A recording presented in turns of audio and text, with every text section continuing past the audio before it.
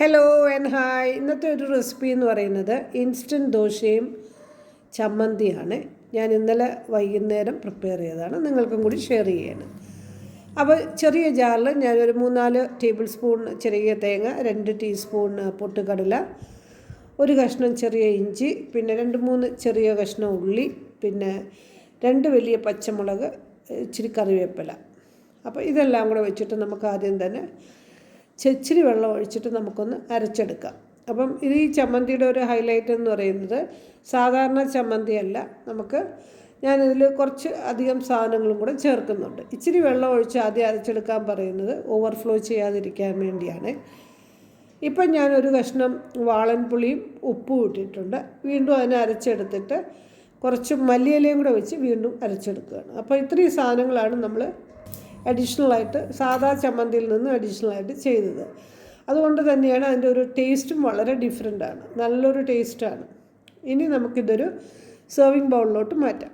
അപ്പം ഇതിൻ്റെ ഒരു കൺസിസ്റ്റൻസി എന്ന് പറയുന്നത് ഓരോരുത്തരുടെ ഞാനിപ്പോൾ കുറച്ച് ക്വാണ്ടിറ്റിയാണ് ഉണ്ടാക്കുന്നത് കേട്ടോ. അപ്പം നിങ്ങളുടെ ആവശ്യത്തിന് നിങ്ങൾ അതിൻ്റെ അനുസരിച്ച് പിന്നെ നിങ്ങളതിൻ്റെ സാധനങ്ങൾ കൂട്ടുകയും കുറയ്ക്കുകയൊക്കെ ചെയ്യണം. ഇതിപ്പം ഞാനിപ്പം ചെറിയ ജാറ് കഴുകി ഇതിലൊഴിക്കുകയാണ്.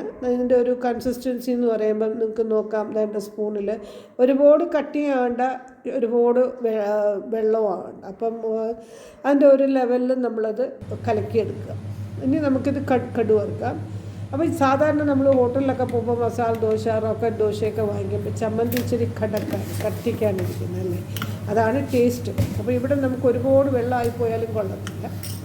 അപ്പം ഇവിടെ ഇതിലിപ്പോൾ ഞാൻ കടുകും ഇച്ചിരി ഉലുവയും കൂടെ ഇട്ടിട്ട് അത് പൊട്ടിയതിന് ശേഷം ഞാൻ വറ്റൽമുളകും കറിവേപ്പിലയും കൂടെ ഇട്ട് കടുവറുത്ത് അതിലൊഴിക്കുകയാണ് ചെയ്യുന്നത്.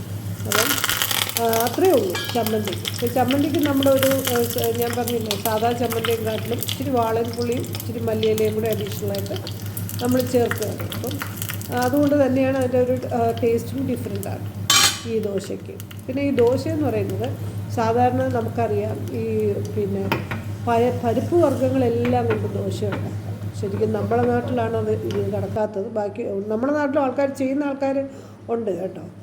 ഈ പഞ്ചാബികളും ഗുജറാത്തികളും ഒക്കെ അവർക്കൊക്കെ ഈ പരിപ്പ്, പയർ, ദാൽ എല്ലാം കൊണ്ട് അവർ ദോശ ഉണ്ടാക്കും. അപ്പം ഇൻസ്റ്റൻ്റ്ലി നമുക്കത് ഉണ്ടാക്കാൻ പറ്റും. അപ്പം ഇതിപ്പോൾ ചമ്മന്തി അവിടെ ഇരിക്കട്ടെ. ഇവിടെ ഞാൻ ബാറ്റർ ഉണ്ടാക്കാനുള്ള നമ്മൾ ദോശയുടെ ബാറ്ററിന് വേണ്ടിയിട്ടുള്ള കാര്യങ്ങൾ ഞാൻ കാണിക്കാം.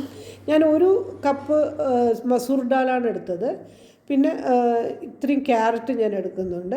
പിന്നെ അവിടെ ഇരിക്കുന്ന ഇഞ്ചി ഉണ്ടല്ലോ, നിങ്ങൾ 2 കഷ്ണം ഇഞ്ചി എടുക്കുന്നുണ്ട്. അപ്പോൾ അതിനെ ഞാൻ അരച്ച് പേസ്റ്റാക്കി പിന്നെ ഉപ്പും കൂടെ ഇട്ട് എടുത്തതാണിത്. ശരിക്കും അവരൊക്കെ ആൾക്കാർ ഇതിൽ കുറച്ച് തൈരും കൂടെ, കട്ടത്തൈരും കൂടെ ചേർത്തിട്ട് നല്ല അടിപൊളി ദോശ ഉണ്ടാക്കിയെടുക്കും. അപ്പം ഇവിടെ ഞാൻ പിന്നെ റോക്കറ്റ് ദോശയാണ് ചുടാൻ നോക്കിയത്, പക്ഷേ അത് പാളിപ്പോയി. പിന്നെ അത് ഇച്ചിരി കട്ടി കൂടിപ്പോയെന്ന് തോന്നുന്നു. പക്ഷേ ഞാനിത് ആദ്യമായിട്ടാണ് ചെയ്യുന്നത്, അത് കാരണം ആയിരിക്കാം. ഇനിയിപ്പോൾ അടുത്ത പ്രാവശ്യം ചെയ്യുമ്പോൾ നന്നാവുമെന്ന് വിശ്വസിക്കുന്നു. ഏതായാലും ഇതിനെ ഒഴിച്ചു. പിന്നെ ഞാൻ അതുപോലെ ബാറ്റർ ഞാൻ വളരെ കുറച്ചാണ് ഉണ്ടാക്കിയത്, 2-3 ദോശക്കുള്ള ബാറ്ററാണ് ഉണ്ടാക്കിയത്. അപ്പം മോന് വേണ്ടി കൊടുക്കാൻ വേണ്ടിയിട്ടാണ് അത് ഉണ്ടാക്കിയത്. അപ്പോൾ ഇത് ശരിക്കും ഇങ്ങനെ മടക്കാനും പാടില്ല. അതൊക്കെ ഒരു മടക്കാണ് മടക്കുന്നത്. അപ്പോഴാണ് ആ റോക്കറ്റ് ഹോട്ടലിലൊക്കെ നമ്മൾ കണ്ടിട്ടില്ലേ. പക്ഷേ ഞാനിതിൻ്റെ ടേസ്റ്റ് എനിക്ക് ഭയങ്കര ഇഷ്ടപ്പെട്ടു. അത് നമ്മൾ ഉണ്ടാക്കുന്ന ഈ ഒരു ഷോ ഇല്ലെങ്കിൽ അത് കഴിക്കാനായിട്ട് ഈ സാമ്പാറും ചമ്മന്തിയൊക്കെ ഞാൻ ഇത് രണ്ടും കൂടെ ചേർത്ത് കഴിച്ചപ്പോൾ ഭയങ്കര ടേസ്റ്റായിരുന്നു കേട്ടോ. അപ്പം നിങ്ങളും കുട്ടികൾക്ക് ഇടയ്ക്കിടയ്ക്കൊക്കെ ഇങ്ങനെ വൈകുന്നേരങ്ങളിൽ മാവില്ലെങ്കിലൊക്കെ നമുക്കിങ്ങനെ ട്രൈ ചെയ്യാം. ഇഷ്ടപ്പെട്ടാൽ ട്രൈ ചെയ്യണം. Like and share and subscribe ചെയ്യാനും മറക്കരുത്. Thanks for watching.